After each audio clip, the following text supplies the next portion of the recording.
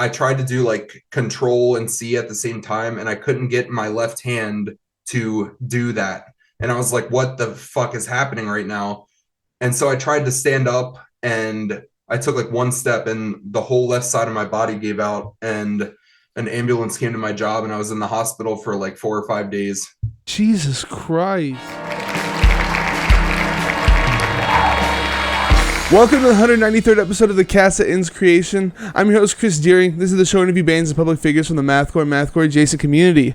If you enjoy this content, please like, subscribe, do all the things social. Every little bit helps. And feel free to join us every Sunday and Wednesday where you can interact with the guests live on the live cast or just hang out in the chat. You can also subscribe to this channel for just $5 to get access to the interviews before they hit streaming services, as well as get some exclusive emotes. You can do that for free by attaching Amazon Prime account to your Twitch account. It's like taking $5 from Jeff Bezos' pocket and putting it into mine.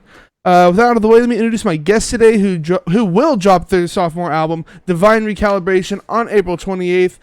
Welcome in, Sleepsculptor. How's it going? Well, Travis and Kuyler of Sleepsculptor. What's up? How y'all doing? Pretty great, man. How are you? I'm doing pretty good. Thank y'all for joining me. First, let's get the elephant out of the room. This was, I believe it was slated to come out in February, right? At first, and now it's been pushed back till April. Is that correct? I don't remember having an earlier release date. I swear to God, it was like in like February or March or something. I guess not, though. Maybe I'm wrong. Okay. Yeah, we deliberated behind the scenes, but I don't think we ever changed it publicly or anything. Well, okay, I guess I'm wrong. All right. Sorry, man. It's all good. It's all good. I for some reason, I just thought that y'all had done that. Anyway. But it looks like you guys might have gotten started in 2018. Is that about when the project came? Yep. Okay. Yeah. So, it started back then, but Travis and I neither of us were involved back in those days. When did you start, Travis? 20... I think we were both 2019. January 2019. Yeah, that's when we joined. Originally, it was Jake, James, Hunter, and Ben, and then around entry dispersal, we joined in. Yeah. Well, you want to talk about like how y'all came into the band and Yeah, for sure.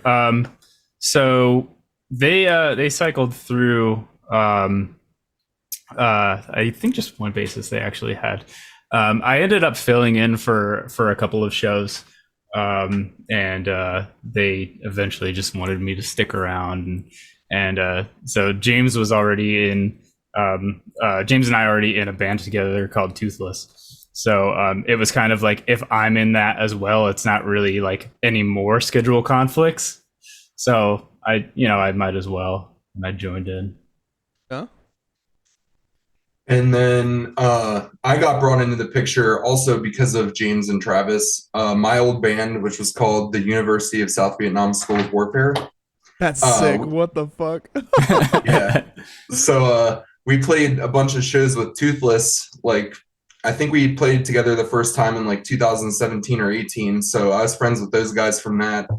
And when Sleepsculptor was looking to bring on a second guitarist, James suggested my name, and I ended up trying out. I think I wrote a song as like an audition, and it ended up being on Entry Dispersal. It was the song Libernal that had Sean Richmond from Arsonist Get All the Girls on it. So that was how I got brought into the fold. I always wondered how you pronounce that song title. I always call it Libernal, but Libernal. Okay. Yeah, that's what Hunter always said of how it was pronounced. So it was his words, since he came up with the lyrics and song title and stuff. Okay. So, then, sorry, I was gonna say, your very first show with us wasn't actually even a show. It was a live session at the studio, right? Yeah, we did a live session at Novro Studios. That's on YouTube, and that's Kuyler's first ever performance. That's like recorded and out with Sleepsculptor. Nice. Were you nervous playing those songs the first time? Yes, because that was not only the first show, it was the first time we had even played together. So I had I had only like practiced those on my own before that. because I live like 2 hours away from everybody else. So that was the first time I drove up for that. Turned out pretty cool though. So I practiced my ass off for like fucking 3 weeks before that. So that's this video of you just being nervous as hell then the whole time, huh? Yeah, pretty much. That's sick. That's great. So I consider you guys founding members or whatever because I think Entry Dispersal is like to me that's like the first Sleepsculptor release. Are there any technically original members left, or is it all people that weren't there at the very beginning? James and Jake. Cool. Yeah, they are both there from the beginning. Okay, cool, interesting. So yeah, after y'all dropped Entry Dispersal, that was back in 2019. Now you're dropping your second album 4 years later. What have y'all been up to during this whole time? I see you got a new vocalist. I guess we could start there. Yeah. So either of us can talk. I'll just go. Doesn't matter to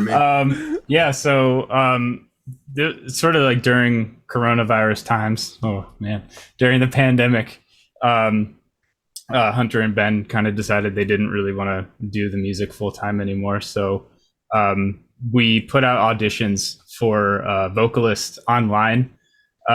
We let somebody do vocals to an unreleased song that didn't have any lyrics written yet. So they got to like write and perform it as an audition. And we also had them do vocal performance. Was it Sunbeam? Yep. Sunbeam Lethargy? Yep. We had just released that as a single. So we sent everybody an instrumental version to kind of see what they could do with it. Yeah. So we had a few different auditions come in, and we listened through, and we were kind of between some, and the one that stuck out was Flo's, he's with us now. Yeah, the reason so as you guys probably know, he lives in Canada right now, and at first that was like a big, could we ever make that work kind of moment, but ultimately, we decided that his audition was the strongest of all the ones we got and that we wanted to try and make it work anyways. It was also the most unique one. Yeah. Because, like Sleep Sculptor's always had kind of deathcore elements to it. And he was pretty much the only person that just did his own thing on it, which we really appreciated. And we thought about the future with him and really were thinking we could do anything we wanted going forward because of his range and all the stuff he showed us in the demo. I was gonna mention when we got to the actual music part of this that he really does bring his own flavor to the whole thing and isn't just trying to rehash what Hunter and Ben were doing. So I think he's a great vocalist, a great choice. Pushes y'all in a totally different direction. I feel like. Yeah. We're all stoked to write the next album and just kind of let him do even more crazy stuff. Yeah, definitely, because this album pretty much so it's 15 songs. I think we probably had 11 or 12 written when he joined. So most of it was written with Hunter and Ben in mind, and we adapted to have him do vocals on it. So I think only 3 or 4 songs were written post knowing what he would sound like. And now that we know what his range and skill set is, we're ready to try some even more different shit out. Nice. Were they lyrics that Hunter and Ben wrote, or is it a totally different lyrical direction too? Yep. So Jake and I actually ended up writing all the lyrics on this album. We kind of wanted to keep some of the same energy as Entry Dispersal, kind of occulty, cryptic shit. But we didn't really want to do an explicit concept album like Entry Dispersal was. So it's kind of like a loose story / up to your own interpretation type thing. Okay. Because I've seen the lyrics for the 3 songs y'all have out, and I totally thought it was part of a story or whatever. Just so yeah, it can be. We had a story in mind when we were writing it, but we don't want to be it has to be about that, Okay. So I know, especially for me, on the lyrics I wrote, I was watching a fuckload of anime when I was writing that, and a ton of the shit was inspired specifically by Full Metal Alchemist Brotherhood. So I was watching just a ton of that at the time. It's a good choice, man. Yeah, dude, it's the best one, I think.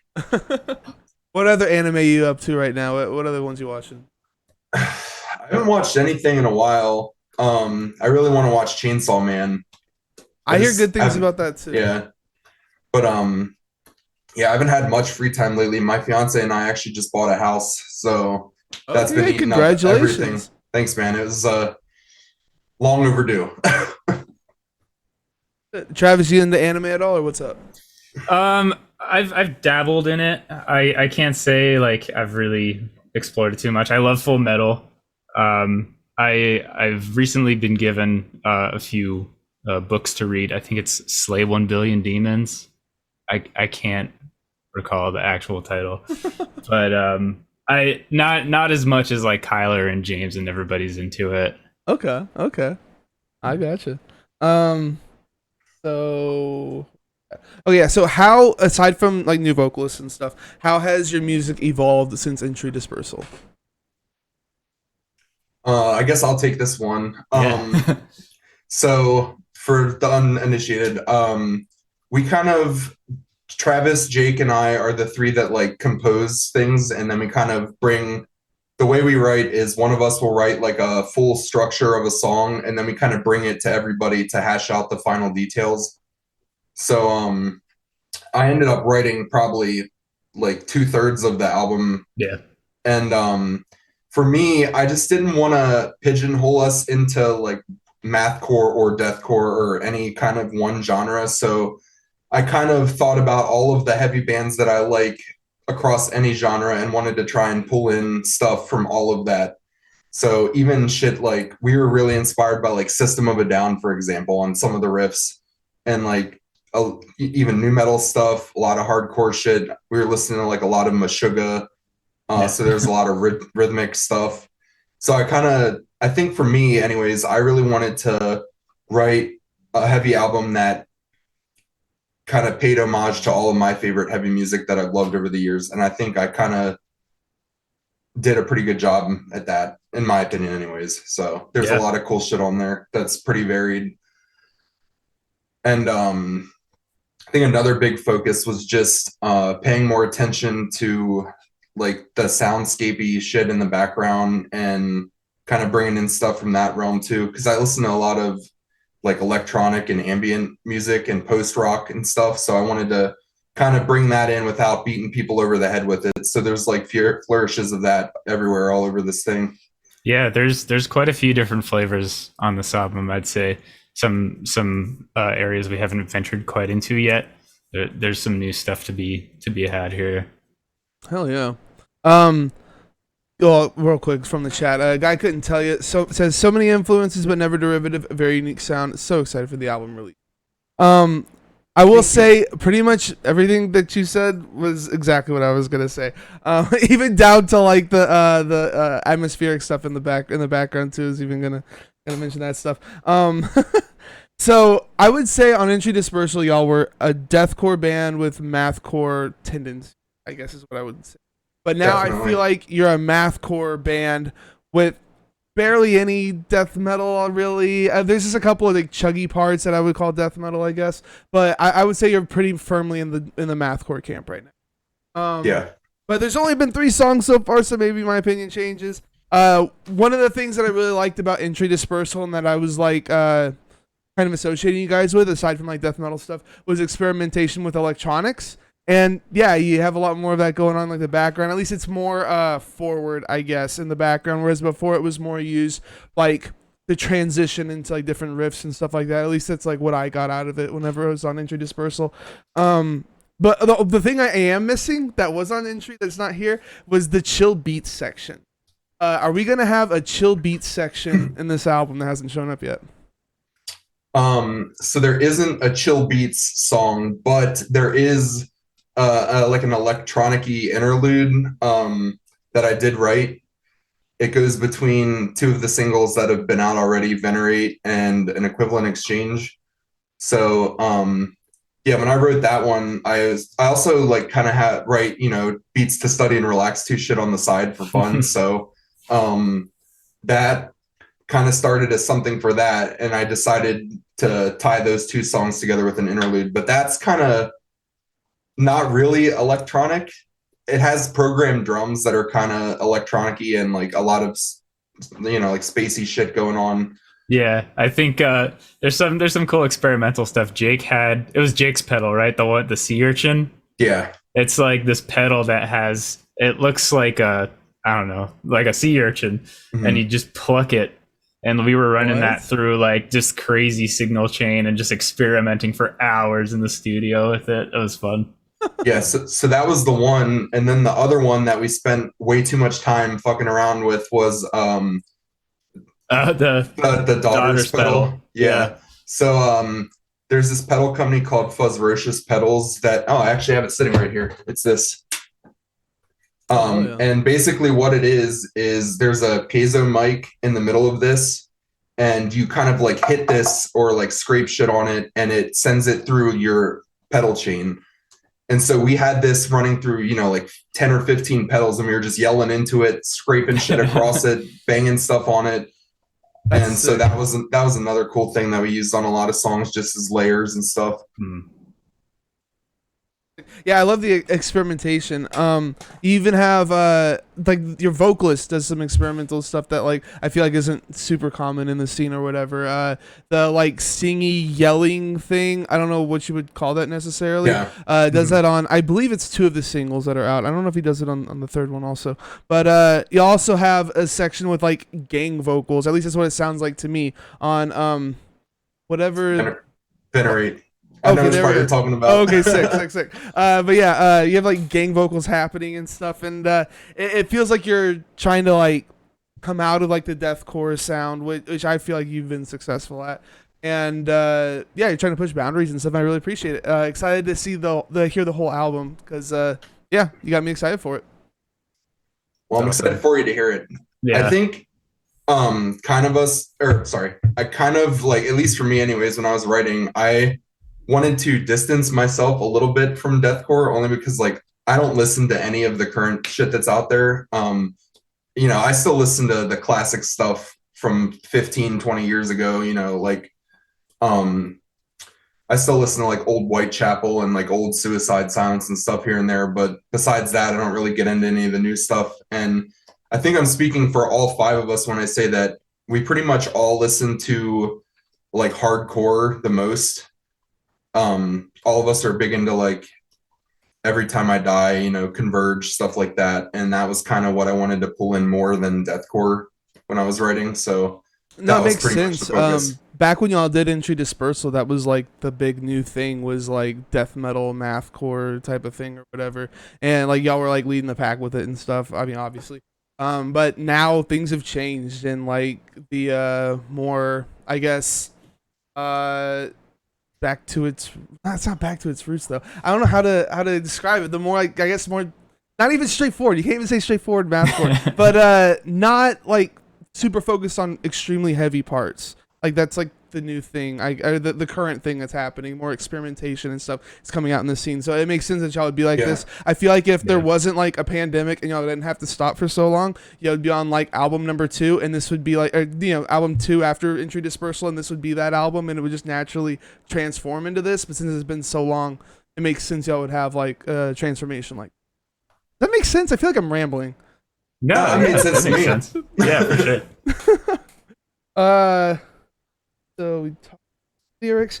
So I didn't see any information on where this was recorded on your Bandcamp, but I did find under your video that you had a song that was produced, engineered, mixed, and mastered by Matt Guglielmo?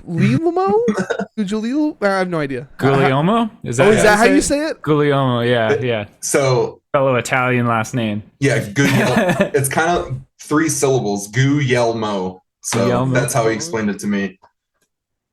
But yeah, tell me the experience of working with him. Dude, that was awesome. So he does his own thing. He shares a studio space with Will Putney. And Randy, I can't think of his last name. What's his name? LaBeouf. Randy LaBeouf. Yeah. So they're in New Jersey. They actually had just moved from like some town in New Jersey out to this, what was it? Belleville. They went from Belleville, New Jersey to this place called Crandon Lakes. So like really secluded, like in this lake community, in this like log cabin building, and Matt has his own separate facility, like his own building outside of that. And so like 90% of the album was recorded in Matt's building that like he built himself. I think him and his dad built. And we went to Crandon Lakes, New Jersey for a month, sort of, going in and out as we were needed there. And so we were, I think, the first band to record at the new location. Well, I'm just out of focus. Sorry, I'm trying to get. Oh no, it's okay. Camera to focus over here. Go ahead. Yeah. But we stayed there for about a month. Recorded with Matt, and it was sick. That log cabin sounded so good with the drums. We had bunks there. There were like a couple bunk rooms there. So you're saying log cabin, but I'm imagining that this place is actually pretty fucking big, right? Oh yeah. So it wasn't crazy big. It was decently big. So a nice place. Yeah. So the drum room was in the main room of the house, and then that had like a giant cathedral ceiling that was like 20 feet up in the air, and the acoustics in that room were fucking insane, man. Like the drum tones were so good because of that. Yeah, it was dope. We had mics like all on the second floor, a mic in the chimney. Got the chimney mic in there. Yeah, dude. What can I say, dude? What's the purpose of the chimney mic? I guess some kind of reverb? Just like experimentation, like it's just like any other room mic, but it has its own like little unique characteristics. That's so random. Okay. Yeah, just to try it, just to have it in there. But do you know how much of the chimney mic is used in the actual mix? Like, I'd have to. We getting like 20% chimney Matt. Mic here? We'll have to ask Matt what the fader's at in there. He would have a ball explaining the chimney mic dynamics. Yeah, but Matt was awesome, dude. We vibed instantly. Like as soon as we met him, we were already like joking around and shit. And he's a big fan of Taylor ham and cheese. I'm also a big fan of Taylor ham and cheese. I don't know if you're like aware of the Taylor ham lore of the universe. I've never even heard of him before. Yeah, it's do you know what pork roll is? No. Sounds tasty. It's story time. So it's just a food. It's like a type of cured ham that's really popular in New Jersey. Okay. It's like Canadian bacon, kind of, if you've ever had Canadian bacon, but it's better. Yeah. And there's like this like fake dispute. I guess maybe not fake, but like people in North Jersey call it one thing, and people in South Jersey call it one thing. So it's like Taylor ham versus pork roll. And then there's like all this fake beef about it, and it's pretty funny. Okay. But it's a delicious food, but it'll send your cholesterol to the fucking moon. And so Matt got us totally on the Taylor ham train when we were there, and we probably had a Taylor ham and egg and cheese breakfast sandwich like 90% of the days we were there. God damn. That does sound good, though. It does sound good. Yeah, I got blood work when I came home, and my cholesterol was high. No, I'm a big fan of the breakfast biscuits myself. What was it? Sausage, egg, and cheese. That's like the number one breakfast biscuit right there. Yeah, dude, I can get behind some ham. If you're ever in New Jersey, or like it has to be New Jersey, because like everywhere else you go, it's like not great. If you're in New Jersey, find like a small shop that sells Taylor ham and cheese. It might be called pork roll, egg and cheese, whatever. It's delicious. It's my deathbed food. Yeah. the food that's gonna lead you to your deathbed, you mean? Yeah, it's yeah. It was awesome though. Matt was awesome. Did y'all do live tracking, or were y'all like recording one at a time? Definitely one at a time. Did you all play together? Oh, one at a time. Yeah, 100%. Okay, that's sick. Wait, he means like live, as in like a live performance, or if we tracked for the album? Yeah, we all recorded I mean, like, separately. did y'all all play together like in the same room, and y'all just like tracked like that, or was it like the guitarist tracks and the basses? You know what I mean? Stuff. Yeah, we did it piece by piece just Yeah. because like some of this shit was so freaking ridiculous to try and get No, clean. I got you. That's what I thought you Yeah. would do, but then y'all mentioned the chimney mic, and so it makes me think, oh, maybe y'all we're jamming in the same room or whatever Yeah. at the same time. But Yeah, I got you. what did we do? We started with guitars and bass, right? Yep. And Then yeah. drums, then vocals last. Yeah. And how long did it take y'all to get this done?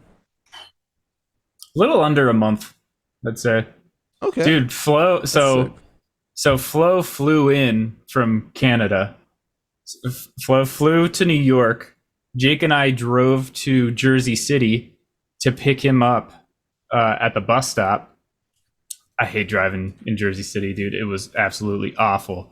Anyway, Flo, like the day he came back, he was like, "All right, I'm ready to go." Like he just got off a flight, got off the bus, and he was ready to track vocals. And Is that the first time y'all met him in real life, or has he been? Yeah. Really? Yep. Okay. yeah, we chatted on Discord and like on Facebook and stuff a little bit. But yeah, that was the first time we met him in Damn. person. Yeah. Like, were y'all scared to meet him and like see what this Oh. dude was actually like? Now my okay. Sorry. I was fucking with my camera settings. It was like not it was rendering below HD, even though whatever. Keep going. I mean, I think we were all kind of like wondering because there's always like that chance that like someone you haven't met yet in person might be like a little different and like Right. a little weird or like, I don't know, destructive or something. But no, it was totally cool. Like within the first few hours, we were like, I felt like we were all pretty close, like real fast. Oh yeah, that's Yeah. It was cool. Yeah, so the other thing that's been pretty cool about having Flo in the band is he's actually French originally. He's from France. okay. So it's been really cool having someone from a different cultural background. Like I feel like we've learned so much about just Yeah. being open to like experiences and seeing what other kind of walks of life are out there just from being in the band with him, and we really appreciate that. I'm sure Travis would love to talk about learning French. Yeah, through dude, Duolingo. as soon as I knew like Flo was joining, I was like, all right, it's an excuse to like finally start learning French. So I started on Duolingo like right away, and I was learning French for like a few months before I was meeting him, and he's like so happy to help us learn French. Jake and I are both like trying to learn. Jake knows a lot of Italian. He's been doing that for a long time, and we both got into French around the same time too. So Flo's been like teaching us things and is like happy to help us out, and it's been really cool. That's awesome. When are y'all gonna start incorporating French into Sleep Sculptor? Is the next We album already all did. in French? Oh, you already did. Okay, nice. Yeah, there's some French in there. There's some French song titles. There's kind of a pattern to it that people will find out, okay. which is a fun thing. That's sick. So there's actually in the one single Panacea during like the bridge part, there's like a clean guitar break or whatever. Flo's actually speaking French there. So Mhm. fun fact for you guys. Okay. Well, Little shit. Easter egg to go figure out what it says. So got the artwork up on screen. You want to tell us what we're looking at? What it all means? Yeah, dude. You might not be able to see it, but it's the album cover. Yeah, I Yeah, got you pulled up on my other screen here. Okay. I feel like you could probably talk more about this than I can. I'm trying to remember. So first of all, the artist that did the art and like all of the packaging and pretty much all of the visual element of this album, his name is Alec Hank.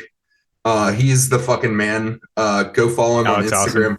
Yeah, we've known him for a couple of years. He has a solo project called Rat God. He like writes all the music for it, and then Matt is actually That's a sick fucking name, Rat God. Come It's on. cool. The dude. music is sick too. go listen to It it. is dude. cool. Yeah. It's fucking cool. So yeah, he writes all the music and he works with Matt. I'm actually like not sure. I'm pretty sure Matt tracks drums for it. They work on a lot of stuff together, I think.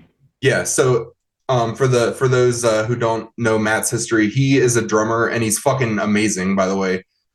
He's done fill-in stuff for like End, Spite, Acacia Strain. Acacia Strain. Yeah, so he's a fucking beast, dude. So he works with Alec on Rat God stuff, and pretty much Matt just hooked us up with Alec, and thought he could do a really good job with the visual element of the new album. And so Alec has, what's it called? Synesthesia. Yeah, synesthesia. So when he's hearing music or whatever, he can actually visualize colors and like what he thinks like fits with the music based on that alone. So pretty much the basis That's for this crazy. artwork was what he was envisioning the first time he heard it. Huh. Okay. See, I thought that like I don't know. This looks kind of Dark Soulsy to me, and I know that Hunter was like kind of into Dark Souls and shit a lot. So I thought the album was gonna be a concept about like Dark Souls and shit. So, And then I saw this, and I was like, oh yeah, that's totally what it's gonna be. And so you telling me this is really interesting.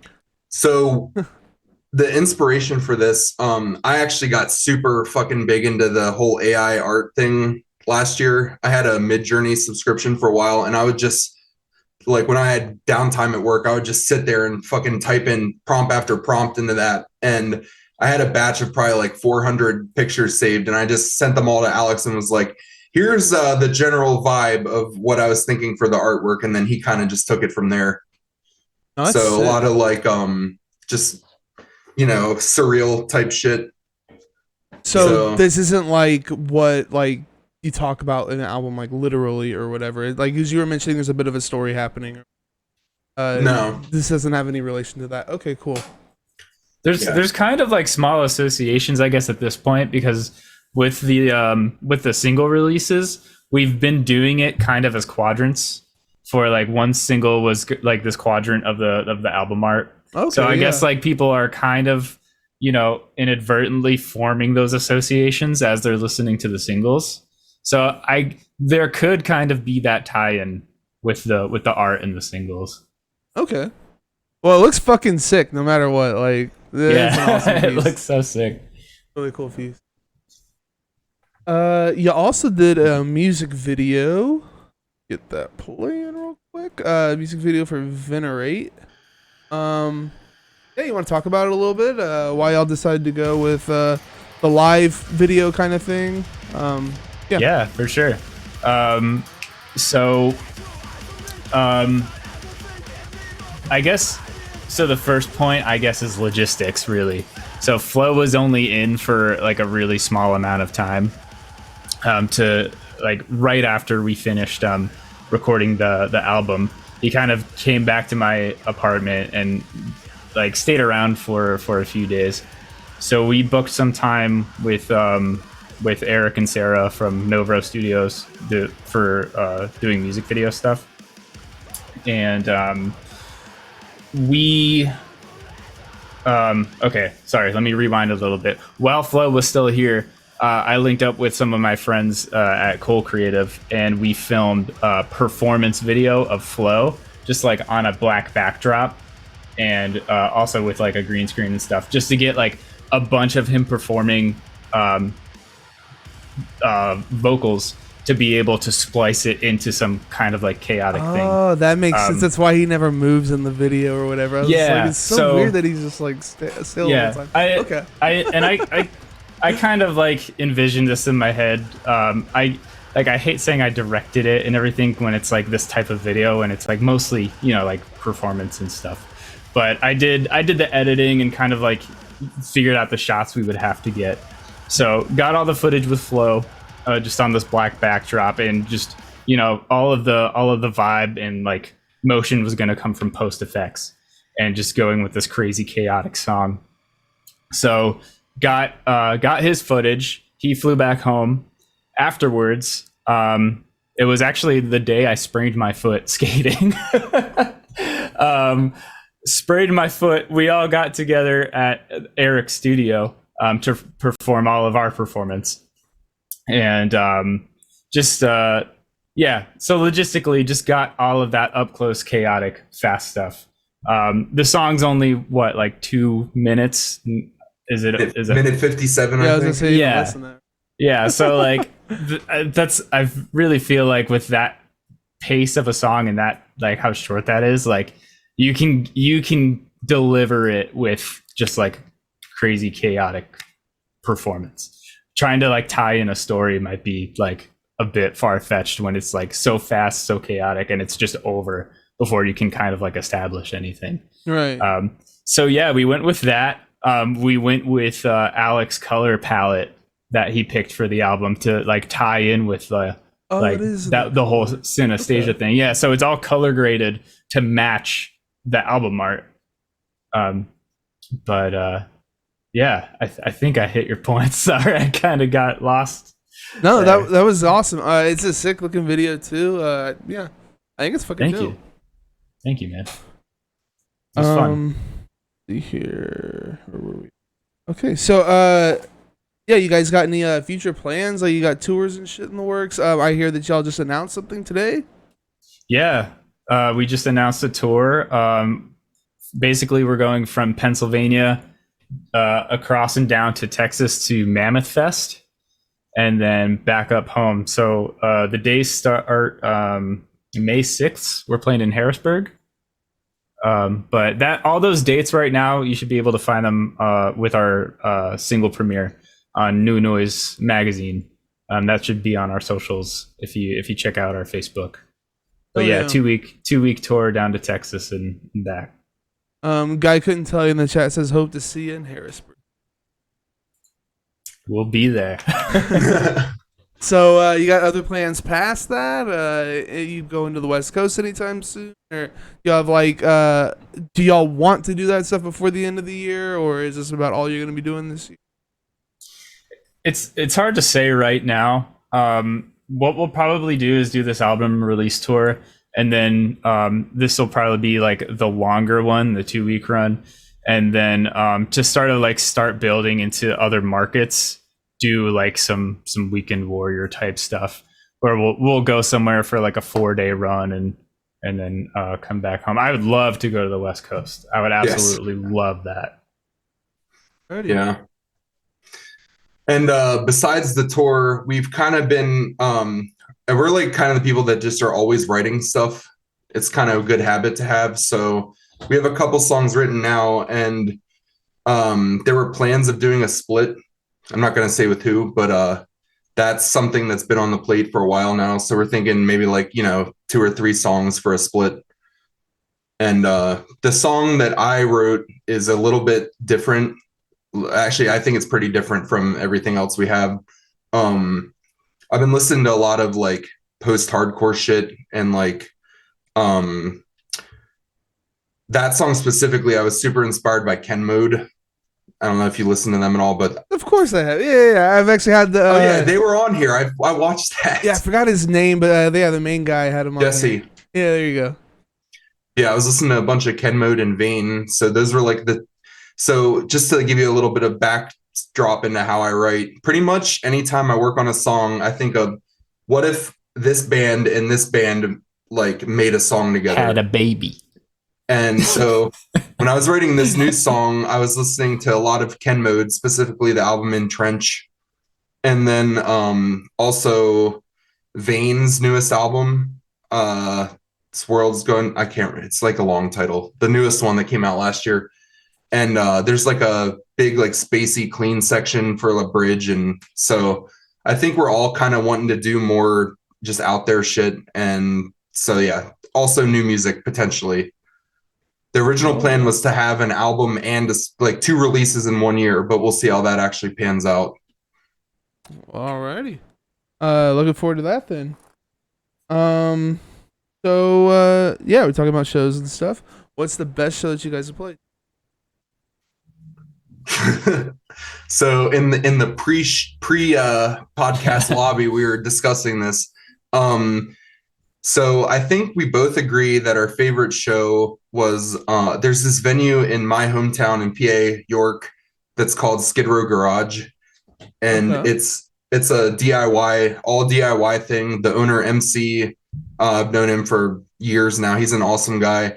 He my last band, the USVSW, the long ass name, I never say the whole thing, but we played our last show there, and then also Toothless played. And then also Sleepsculptor played. So Travis and James pulled double duty for Toothless, and then I pulled double duty for my old band and Sleepsculptor. And So the place is called Skid Row Garage, and it's literally a fucking garage. Yeah, dude. And There's carpets on the walls. It was like so tight, and people were losing their shit. That's sick. And like just like having such a small room and people just going crazy, like that's what I want. Like I'm a want, huge like, fan of DIY spots too, man. yeah, dude. Like yeah. I want density and fucking craziness. Hell yeah. Like I love that. yeah, so if you watch our music video for the song A Transmutation, there's a bunch of footage from that show spliced into that video, and there's like, you know, people jumping off the fucking speakers, crowd surfing, us like in the middle of people throwing down, playing. Like, I fucking love that show so much. So I think that's our answer for best. Yeah. Is that on y'all's whatever you call it, y'all's channel or Silent Pendulum? Yeah, channel? yeah, it's on YouTube. It's on our channel. On YouTube. There should be I think a full set, right? The Sleep Sculptor. Oh yeah, there is actually a full set of that too. I see a transmutation. Yeah, so just play that. Oh, I see Sleep Sculptor full life set. Well, it's at Wilkes Bar though. So there is one for Skid Row Garage too. I'll find it. The channel's name is Cuff KUF Productions. I'm pretty sure it's my friend Corey's channel. See if we can click KUF. Yep. I've got the YouTube link here. I could post for you. You want to just throw it in the chat? Yep, you got it. I think I have a band called. I could smell this set. Yeah, dude. Just fucking sweaty hardcore kids packed in a room. You know what it smells like. No, those are the best kinds of shows, though. That was so Y'all fun. got any DIY spots coming up on this run? Yeah, I guess kind of. Our hometown show, it's actually at a Curry Donuts. Oh hell yeah, I'm playing that spot. Dude, yeah. Shout out George. Thank you. Shout out Curry. Yeah, they have shows inside that Curry, and they also have shows behind the Curry, depending on the weather, like the time of year. But yeah, our hometown show is gonna be behind the Curry Donuts. That's so sick. Yeah, I'm stoked. And the first show's, I guess, DIY as well, but not as much as that. It's at JB Love Drafts, which is a bar in Harrisburg. That place is sick. Yeah, great people. The owner Justin is the fucking man, and all the people that book shows there are the best people. And anybody in PA or in the Northeast should try and go there sometime, because they have the best fucking burgers you'll ever have around here, and they also have like 50 beers on tap at all time, which is awesome. That is sick. Polar Nights in chat says, "Love this show. It's a perfect evolution of beard growth." I just caught it too. We got Kuyler here with not so much of a beard. We got me with a little bit more beard, and Travis has this awesome beard going on over here. Thank you. But no, I'm excited to see you guys out doing stuff again. I feel like it's been such a long break. I was actually kind of worried that y'all weren't going to come back for a minute, but yeah, like I said, great to see that y'all are out here doing stuff again. Stoked. So stoked. Yeah, dude. So what's the worst show that you guys have played? I'll start with mine because Kyler's is a fucking doozy. So I do vocals in Toothless, and we used to play this festival in my hometown at the time called Yardstock, and it was my friend's house in not Benton, I guess, I forget what, Jonestown maybe, but anyway, it's like middle of nowhere, but people were coming out from like New Jersey and New York to this, and it was like right down the road from my parents' house, which was crazy. But it was a weekend long thing in the summer. And we were playing on this kind of like haphazard stage in direct sunlight, probably like August, like peak summer. And I almost passed out and threw up, dude. I was like hanging over the banister, just like trying to push through the set, and it was pretty bad. Not as bad as mine. Exactly. Go. So Yeah, so we played with Norma Jean in 2019 at Chameleon Club in Lancaster, which is right near Harrisburg. It's kind of local to me too. And uh, I had a stroke the next day. The fuck? Why? Uh, Like don't show know. related or? Well, So here's you what were happened. having a yeah. Yeah, so we were on stage playing, and like in the middle of the set, I started having these uh like holographic lights in the periphery of my vision, and I was like freaking the fuck out on stage, like trying to focus on playing the songs and also think about like what the hell is happening right now. And we ended up getting through the set and like tore down and got all our shit off stage, and I was just like sitting down after freaking the fuck out, like I had no clue what was happening. It was super scary. Yeah. And so I thought it was over, and then the next day when I was at work, I was sitting there working on stuff, and I started feeling super weird all of a sudden. And I remember I went to like type a message to my boss saying, "Hey, I want to go home. I don't feel good." And I tried to do like control and C at the same time, and I couldn't get my left hand to do that. And I was like, what the fuck is happening right now? And so I tried to stand up, and I took like one step, and the whole left side of my body gave out, and an ambulance came to my job, and I was in the hospital for like 4 or 5 days. Jesus Christ. And no lasting effects. I was in I was visiting like a neurologist for several months after, and they never were able to like diagnose a cause or anything. And so yeah, that's mine. It's probably the pork rolls. No, I'm kidding. But that's crazy, dude. For that just to happen out of nowhere, that's wild, man. It's scary, Yeah. dude. Yeah, no, but like I said, no lasting damage. I haven't had any issues with speech or anything. And actually, just to make sure nothing like that happens again, I've been the last like 9 months, I've lost almost 80 pounds just from like working out and Hell eating better yeah. and stuff. So That's what's up. That's crazy, man. It must have been scary as shit. Like, I can't even Yeah. imagine. yeah, man. So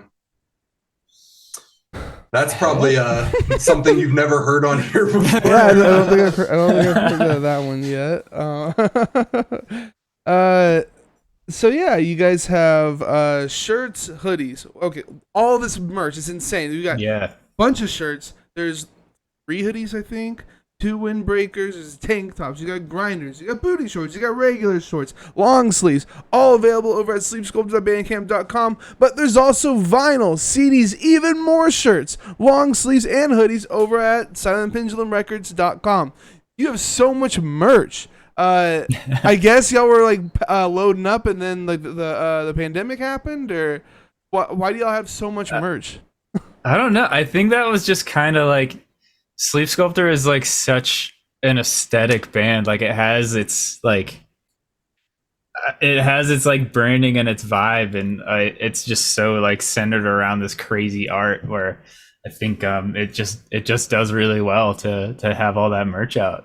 And everybody supports, everybody buys it, and it's awesome, and we love you. Thank you.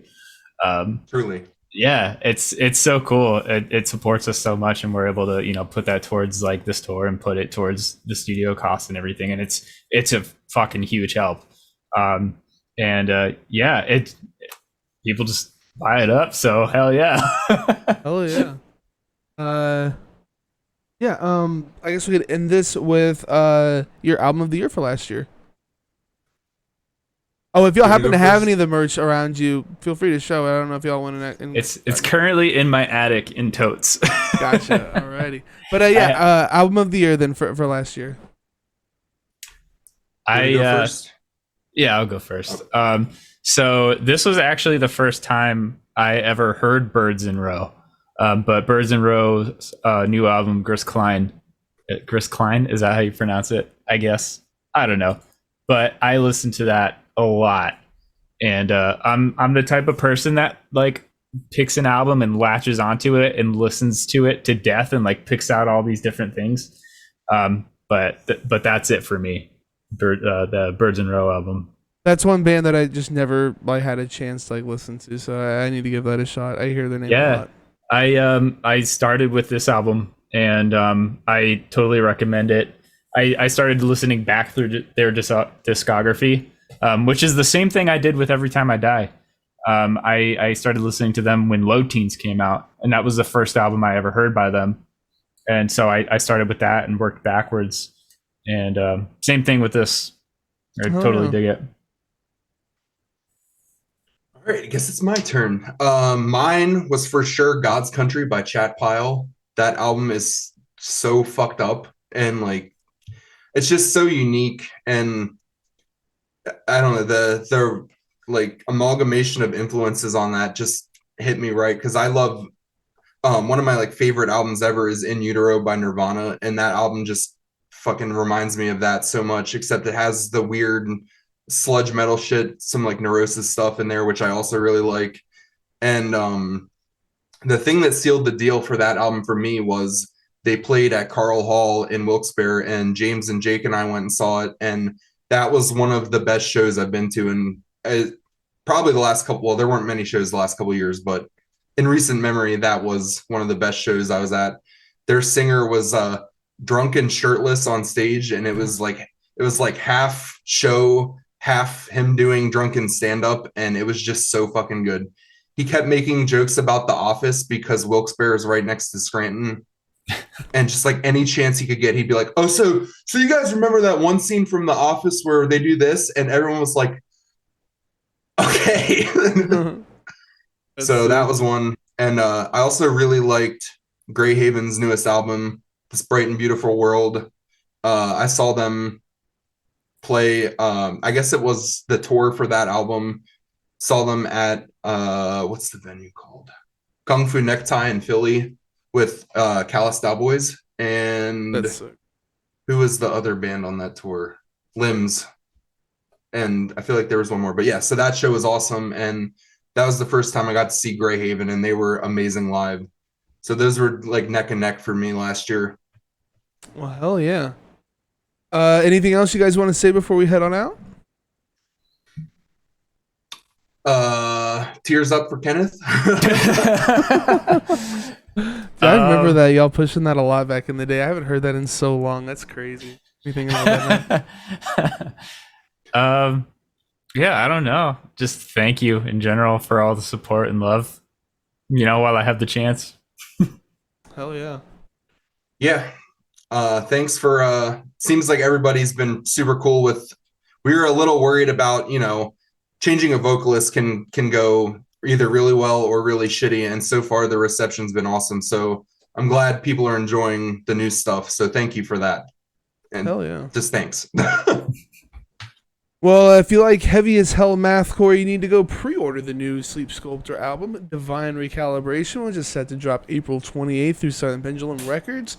Y'all are on Facebook, Instagram, YouTube, Bandcamp, all the cool places. You're on Twitter also. Anything else that I'm missing? If you go to sleepsculptor.band, that's the website. You could find everything right there. .band or Bandcamp? Band. Sleepsculptor.band. Really? I didn't know that you could do a website like that. Okay, cool. Yep. Cool. It's like a link tree or something, I'm assuming? No, it's you can buy .band domains. Really? What the fuck? That's crazy. Okay. Yeah. Interesting. I had no idea. Okay, cool. You can also find more merch over at silentpendulumrecords.com. Get that vinyl.